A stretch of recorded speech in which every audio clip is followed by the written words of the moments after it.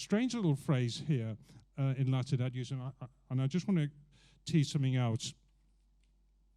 A few years ago, I went up to Belmont Abbey, Benedictine Abbey up near Hereford, and I was waiting there to see one of the monks. And around the place, I was just flicking a couple of books, and there's a little sticker inside there. It just had that Latin phrase, ad usum on. Ad usum just means for the use of. But it was like on around a few places. And I was asking one of the monks there, Father Brendan, what's the point of all these stickers?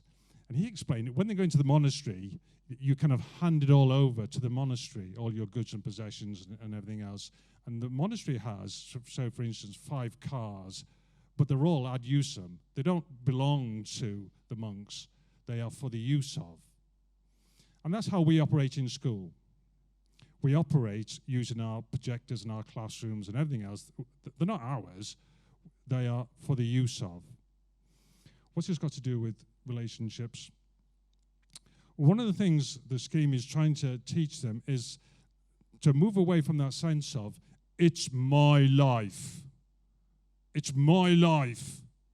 Kind of that really ballsy, strappy attitude. And ad usum kind of works in a strange, different way. I'm just going to give Kevin something here. Kevin and I, Burke, down at the front here, used to be at college together. I had to share a room for a while, which was a nightmare.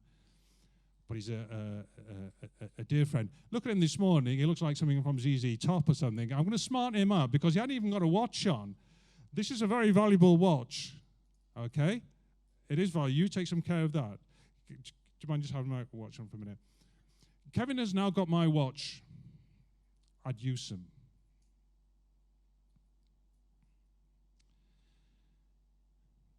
This principle of understanding our life as a gift and sexuality a gift is something that came home very profoundly to me about 18 months ago. One of my children died, bless him, Philip.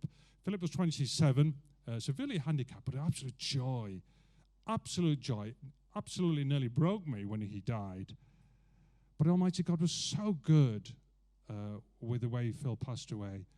We were there at the end, just the family around his bed, all holding his hand, and he's breathing. This was 7 o'clock in the morning, just my wife and the 2 children just holding his hand, and just watching Phil and just saying, he's just breathing out slower and slower and slower, and I was just holding his hand.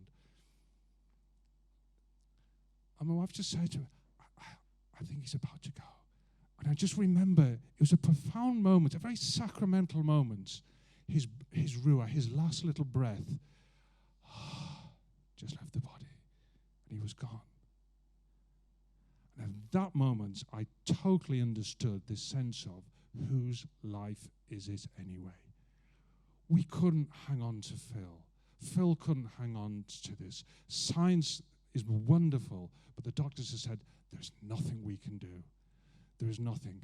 The breath of life that was on Phil, and you didn't need a doctor, you didn't anything, you just knew, you could just see the moment, that split nanosecond, his life, his soul left the body. Never, never, never will I forget it. A profound moment of whose life is it anyway.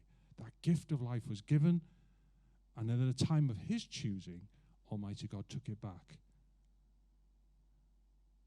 I'll have my watch back. You've had the use of it. Yes, you have, for that time. But now, because it is my watch, I take it back. If we are using our sexuality as this great gift, Almighty God, who has given us this great gift, ad usum, that we must love and treasure and enjoy. Love, treasure, and enjoy.